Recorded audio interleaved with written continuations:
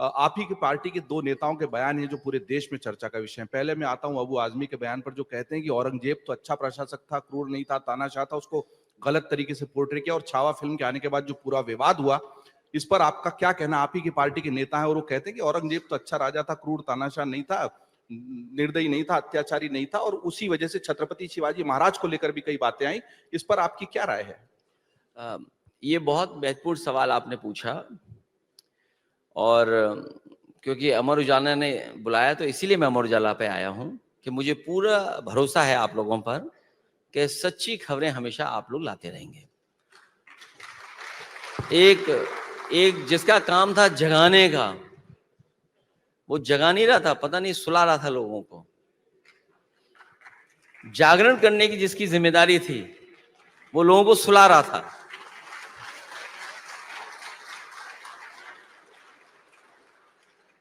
जो सवाल आपने पूछा, मैंने लोकसभा में भी कहा और जहां भी मुझे प्रेस मिली वहां पर मैंने कहा, जो इतिहास हमें सही दिशा न दिखा सके, जो इतिहास हमें प्रोग्रेसिव रास्ते पे न ले जा सके, जो इतिहास हमारे आपके बीच में खाई पैदा करे, उस इतिहास को इतिहास ही रहना देना चाहिए। इसीलिए मैंने अपनी पार्टी के लीडर से कहा, मैं आपके माध्यम से फिर कहता हूं, धार्मिक किसी पे भी हम लोगों को कोई भी टिप्पणी नहीं करनी है, और इसके साथ साथ कोई भी ऐसी बात नहीं कहनी है जो नकारात्मक चीजें पैदा करे, क्योंकि बीजेपी अपॉर्चुनिटी ढूंढने का तैयारी रखती है। उसका लक्ष्य है कि मुख्य मुद्दों से हम लोग ध्यान हटा के रखें। आज सूची आई है, मान लीजिए कुछ दिन पहले, दुनिया के 100 इन्फ्लुएंशियल लोगों की, भारत का कोई इन्फ्लुएंशियल आदमी नहीं उस सूची में। और इसलिए नहीं क्योंकि यहां पर दुनिया जान रही है कि डेमोक्रेसी खतरे में है, नकारात्मक काम हो रहे हैं, यहां बुलडोजर चल रहे हैं, यहां पर झूठा फंसाया जा रहा है पॉलिटिकल लोगों को। हाँ बताइए, दुनिया की 100 लोगों की सूची निकली है, प्रभावशाली लोगों की, लेकिन हमारा भारत का एक भी नहीं है कोई उसमें। वो इसीलिए नहीं क्योंकि दुनिया देख रही है फ्रीडम ऑफ प्रेस में हम कहां खड़े हैं, इक्वलिटी के इंडेक्स में हम कहां खड़े हैं, भुखमरी के इंडेक्स में हम कहां खड़े हैं, हमारा रुपया दूसरे तुलना में, डॉलर के, पाउंड के और कोई तुलना में हम कहां खड़े हैं, हम ट्रेड में कहां खड़े हैं। तो तमाम चीजें, तमाम मानकों की वजह से जो भारतीय जनता पार्टी का काम करने का तरीका है, उसकी वजह से हम लोग कहीं दिखाई नहीं दे रहे हैं दुनिया में। और फिर अल्पसंख्यकों पे हमला हो रहा है, जैन समाज को भी हमला कर दिया उनके ऊपर। जो जैन समाज बहुत शांतिपूर्ण ढंग से, और उनकी जमीनों पे कब्जा शुरू हो गया। ये पता नहीं क्या है भारतीय जनता पार्टी के अंदर कि अगर वो जमीन देख लें तो बस कब्जा कर लेंगे। ये भारतीय जनता पार्टी नहीं है, भारतीय जमीनी पार्टी है। ये जमीन दे करके कब्जा करने वाली पार्टी है। और कई उदाहरण है मेरे पे, अगर उदाहरण कोई जानना चाहे तो और उदाहरण लेंगे अखिलेश जी। बस मैं वापस उसी सवाल पे इसलिए आऊंगा कि आपने जो बात कही कि धर्म के बारे में ऐसी बात नहीं करना चाहिए, विद्वेष, तो आप ये मानते हैं कि अबू आजमी ने जो बयान दिया वो गलत था? नहीं, जिन परिस्थिति में उन्होंने दिया, पता नहीं वो किस भाव से क्या कहना चाहते थे। सही था या गलत? नहीं, मैं दूसरी बात कहता हूं आपसे। अगर मैं ये इतना बता देंगे कि वो बयान सही था या गलत तो आसानी हो जाएगी। मैं दूसरी बात कह देता हूं। अगर मैं ये कह दूं कि सम्राट अकबर भी पदयात्रा करते हुए भगवान कृष्ण के भजन सुनने गए थे, तो कहो बीजेपी इसका तमाशा बना दे? कहीं इतिहास में तो कहीं है ही नहीं है। ये देखिए मुगल वाले लोग हैं। अब देखिए उदाहरण देखिए आप, वर्ल्ड का और यूरोप के एक बहुत बड़े आर्किटेक्ट को मैंने हायर किया, और हायर कर करके एक मुगल म्यूजियम बनाने की कोशिश की। मैंने मुगल म्यूजियम बनाया मैंने आगरा में। और मुगल म्यूजियम इसलिए बनाया कि जो हमारा आर्किटेक्चर है, लिटरेचर है, हमारा जो ट्रेडिशंस हैं, हमारा जो फूड है, और ये इसकी नॉलेज हो लोगों को कि किस तरीके से हम मिलीजुली संस्कृति या गंगा जमुनी संस्कृति या सदियों से हम मिलजुल करके कैसे रह रहे हैं। क्योंकि मुगल एम्पायर और मुगल की वजह से ताज देखने आते हैं लोग, तो इसलिए मुगल म्यूजियम बनाया। मुख्यमंत्री जी गए, बोला नहीं मुगल म्यूजियम नहीं होगा, ये छत्रपति शिवाजी महाराज जी के नाम से होगा। हमने कहा बहुत अच्छी बात है, छत्रपति शिवाजी महाराज जी के नाम से कर दो। तो हमने कहा कि उनकी मां की भी प्रतिमा यहां लग जाएगी। आप नाम बदल रहे हो, पॉलिटिकल लाभ लेना चाहते हो, लेकिन दुनिया का one of the best architect से जो मुगल म्यूजियम बन रहा था, आज भी आपने बजट नहीं दिया, 8 या 9 साल हो गए, बंद पड़ गया उसको। आपकी छवि क्या बनेगी दुनिया में? क्योंकि मुगल म्यूजियम नाम था, इसलिए उसको नहीं बना रहे थे। अब जैसे होटल ताज है, मैं तो कहूंगा भारतीय जनता पार्टी के लोग आंदोलन करें कि पूरे देश में जितने भी ताज होटल हैं, इसका नाम बदल देना चाहिए।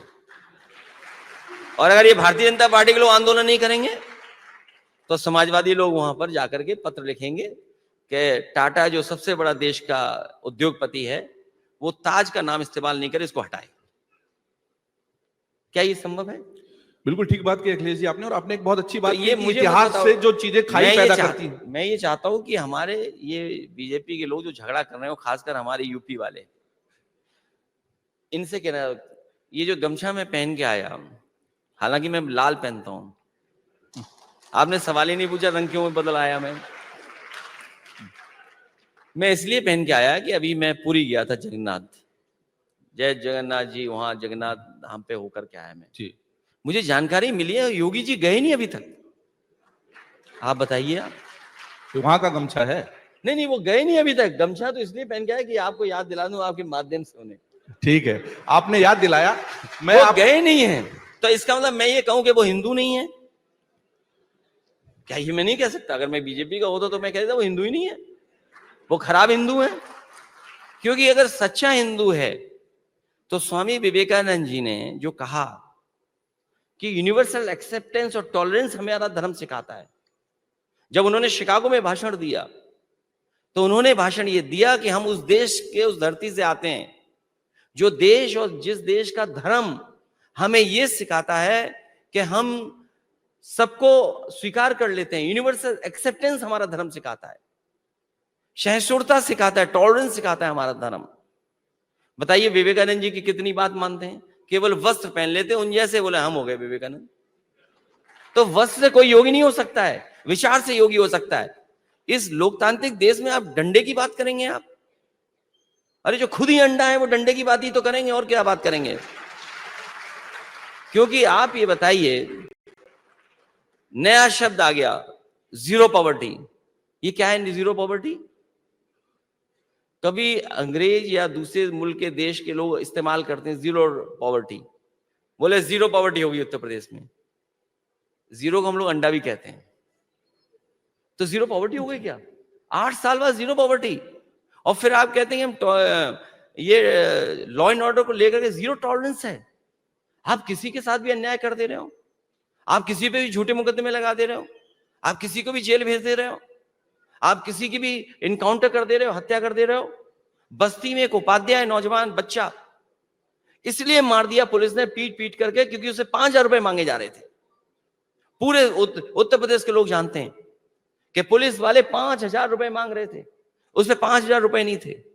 इसी तरह मुझे याद है मुस्लिम एक लड़का, टिकटॉक उस समय चलता था, टिकटॉक चलता था, जौनपुर का मुस्लिम बेटा क्योंकि टिकटॉक बना लिया था, पुलिस ने पकड़ लिया, उसके पिताजी से पैसे मांग रहे थे, उसकी भी जान चली गई। अभी आजमगढ़ में एक दलित, उससे पैसा मांगा जा रहा था, वसूला जा रहा था, पुलिस ने इतना पीटा, क्या दिखाया कि नाड़े से इसने फांसी लगा दी। ये है पुलिस का विभाग। ठीक है, आपके पास बहुत उदाहरण है अखिलेश जी, लेकिन मैं अगले बयान पे आता हूं। रामजी लाल सुमन, आपने कहा कि इतिहास को याद करके खाई नहीं बढ़ानी चाहिए, लेकिन वो इतिहास के राष्ट्र नायकों को अगर गद्दार कहेंगे तो देश में हलचल होती है, विरोध होता है। वो कह रहे हैं कि राणा सांगा गद्दार थे। कई बार मैंने लोकसभा में देखा है, और कोई पहली बार नहीं लोकसभा, अगर आप लोकसभा का पूरा इतिहास उठा करके देखें, कई बार किसी भाव में कोई बात कह दी जाती है और गलत जब होता है तो स्पीकर कहता है इस शब्द को निकाल दिया रिकॉर्ड से, क्योंकि इस समय सोशल मीडिया है, रिकॉर्ड से चीज नहीं निकाली जा सकती है। तो ये सरकार को तय करना चाहिए। सरकार क्यों नहीं पाबंदी लगाती है? सरकार हर चीज पे पाबंदी लगा सकती है। तो अगर कोई वर्ड, अगर पार्लियामेंट के स्पीकर ने या राज्यसभा के चेयरमैन ने हटा दिया है शब्द, तो वो शब्द कहीं इस्तेमाल नहीं होना चाहिए। जिम्मेदारी किसकी थी? ये भारतीय जनता पार्टी की जिम्मेदारी थी। विलोपित तो हुआ नहीं अखिलेश जी, नहीं, और ना रामजी लाल सुमन जी ने उस पर माफी मांगी या कुछ कहा कि मैंने उन्होंने गलत बोला। उन्होंने भी गलत, वो तो कह रहे हैं मैं गलत बोला ही नहीं। जब आपका रिकॉर्ड से वो बात निकाल दी गई है, कार्रवाई कर दो। और हमें क्या बोलते हैं आप लोग भाजपा के लोग हमें बोल सकते हैं क्या? मैंने इसलिए कहा, एक मिनट सुन लीजिए बात। मैंने इसलिए कहा, अब आप ये बताइए मुझे, ये पार्टी का डिसीजन है, हमें क्या लेना? जब मैंने ये कह दिया कि कोई भी किसी पर टिप्पणी नहीं करेगा, इतिहास है वो इतिहास रहने दो, इतिहास में अच्छी चीजें भी हैं, बुरी चीज भी हैं, तो आप किसी की भावना को ठेस नहीं पहुंचा सकते। जब पार्टी ने कह दिया, आपके लोग हमें क्या नहीं कहते?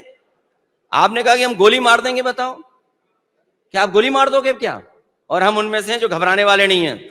अगर आप ये वीडियो YouTube पर देख रहे हैं तो हमारे चैनल को सब्सक्राइब करें और बेल आइकन को दबाना ना भूलें। अगर आप Facebook पर यह वीडियो देख रहे हैं तो हमारे पेज को लाइक करें।